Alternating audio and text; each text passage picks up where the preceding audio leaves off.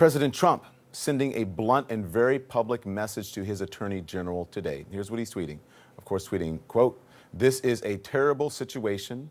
Attorney General Jeff Sessions should stop this rigged witch hunt right now." That seems pretty unambiguous. In fact, it's hard to see it as anything other than a blatant attempt to obstruct justice. That's right, to obstruct justice by telling Sessions he should put an immediate end to Robert Mueller's investigation. Yet we are told by the president's lawyer and the president's spokesperson that is just his opinion. Really? Stop for a minute. I really want you to think about this, about the logic in all of this, okay? You make up your mind whether this is illogical or not. If the president placed a phone call, right? If he placed a phone call to the attorney general and he said, "Hey, Mr. Attorney General Jeff Sessions, you should stop this rigged witch hunt right now. It's a dirty disgrace." Would that be a problem? You bet it would be. If he had sent Jeff Sessions a memo to that effect or said it in a meeting, would that be important evidence in an inquiry into obstruction of justice? It certainly would. I know that. I'm not an attorney. I'm sure you know that as well. But because he types it out on Twitter for the whole world to see, including Jeff Sessions, are we supposed to ignore it as just the president blowing off steam? Why? And it's far from the first time that we have been told to treat the president's public statements as something else, something other than what they say. Remember this from July of 2016.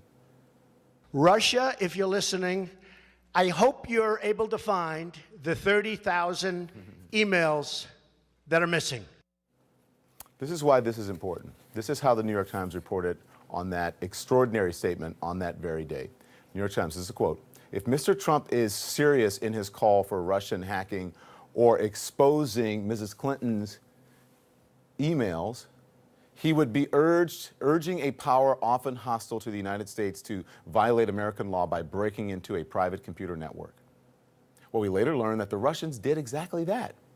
On that very day, the Russians mounted their first spear phishing attempt at a domain used by Hillary Clinton's personal office and targeted 76 email addresses for the Clinton campaign that very day. That revelation coming from Robert Mueller's indictment last month, charging 12 Russians with election hacking. So again, stop and think. Why is it any better that the president said it out loud? And of course, there's the president's stunning explanation in his own words on national television for why he fired his FBI director, James Comey.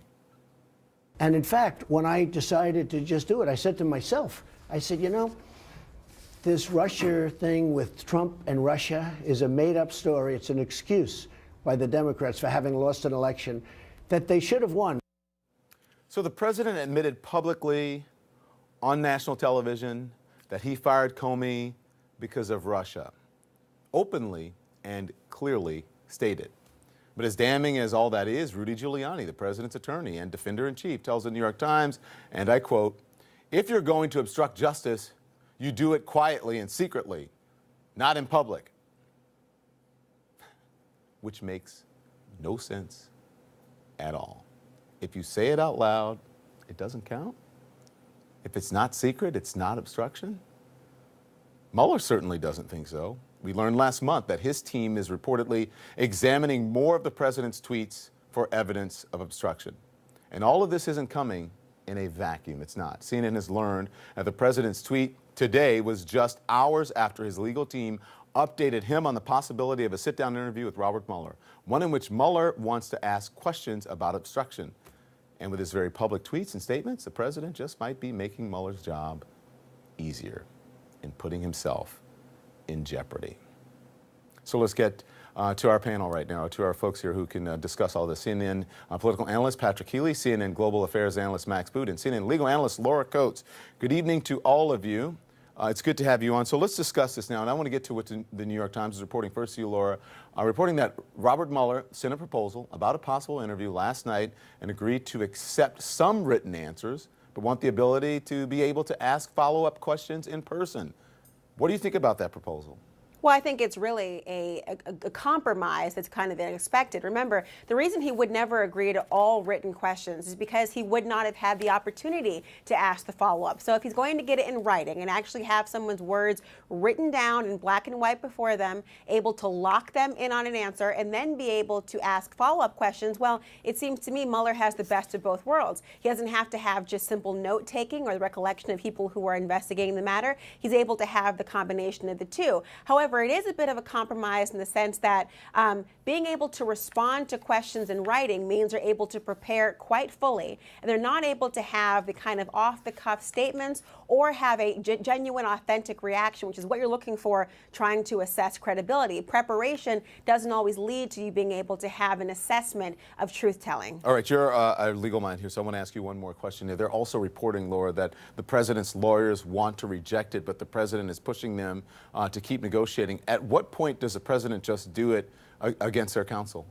Well, I think given this presidential administration at any time, but remember, the beauty of being able to have the negotiation tactic here is that he can have his lawyers in the room. As long as he's negotiating, he has the ability to say, my lawyers can come with me for this actual interview. If it gets to the point where he has to be compelled or they request him to be compelled under a subpoena in front of a grand jury, that's never going to happen. You cannot have an attorney present. So he's trying to maintain the upper hand, and I think his lawyers will ultimately say, if the choice is either we cannot be present and we can allow this person to talk in front of a grand jury without us, or we can be present and negotiate a combination, we'll take the latter option. Patrick, what do you think about the reporting that President Trump is eager to meet with the special counsel? No, he's very eager. I mean, he's been calling it a witch hunt for a year and a half, and he's very eager to, in his mind, sort of clear his name. I mean, he has been very frustrated with this. He sees this as the most overt and direct threat to the legitimacy of his presidency, the notions that the Russians helped him,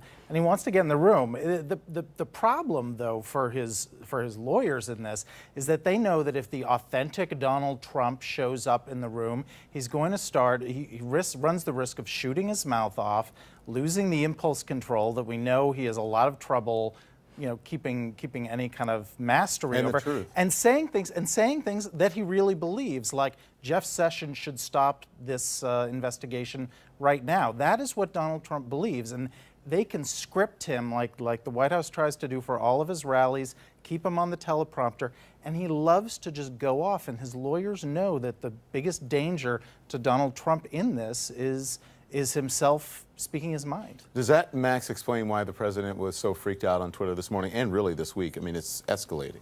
He's got a lot of reasons to be freaked out, Don. I mean, it's kind of ironic if the immediate impetus for his tweet this morning was the fact that Mueller wants to ask him about obstruction of justice. So Trump's response is to obstruct justice. I mean, that's basically what he was doing on Twitter by saying that the Attorney General needs to end this rigged witch hunt, should end this rigged witch hunt right now. I mean, I love the fact that all these Trump apologists, there was one just a few minutes ago on CNN saying, well, the word should means that this doesn't mean anything. Well, I beg to differ. I mean, if your boss says, I don't like your shirt, that's an opinion. I got that. Change it. But if your boss says you should go home right now and change your shirt, that's a little bit more than an opinion. And let's remember, Donald Trump is not some blowhard bloviating on the web. He is the president of the United States, and he is Jeff Sessions' boss, and he's saying that he should do something which is completely improper and is part of a pattern with Trump of trying to impede the investigation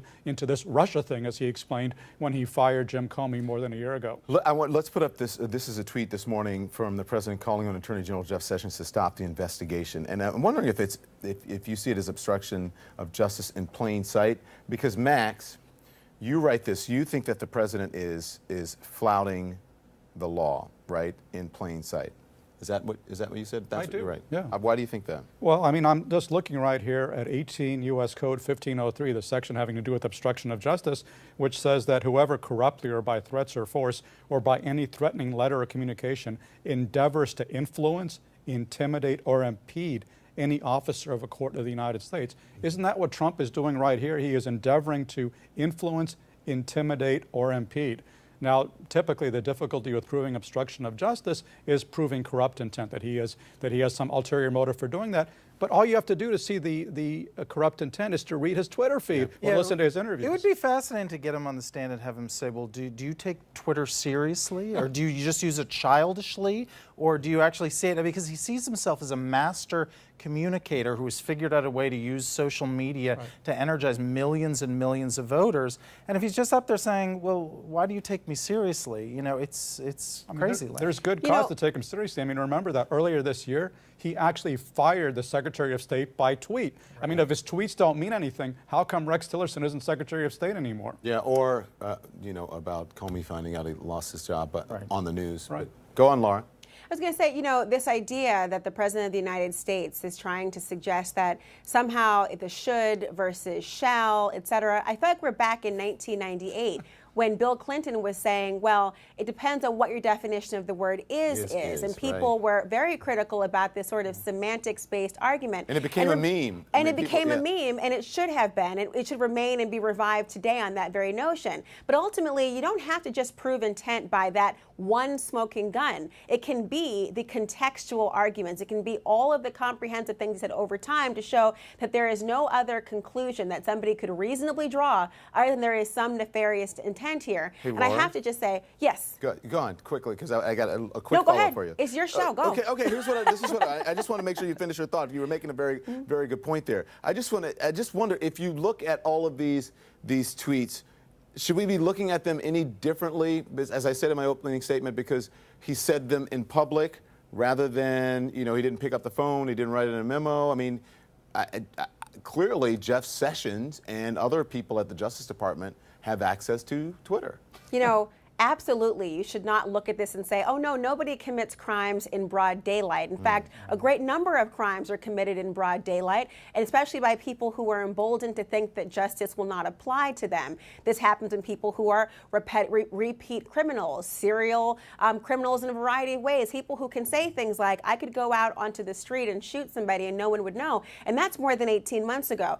Clearly, the idea of committing a crime in the dark is not the only way to do so, but I just want to caution everybody, because no prosecutor worth their salt or investigator would ever consider obstruction of justice to be the end game. It is part of the overall inquiry, but it would be like giving a speeding ticket to somebody who is fleeing from having just robbed a bank and ignoring the actual bank charge. The fact that they are looking at obstruction of justice means that the President of the United States has put himself in this position and continues to do so and prolongs the investigation with every single tweet. If he would like it to end, he should stop speaking.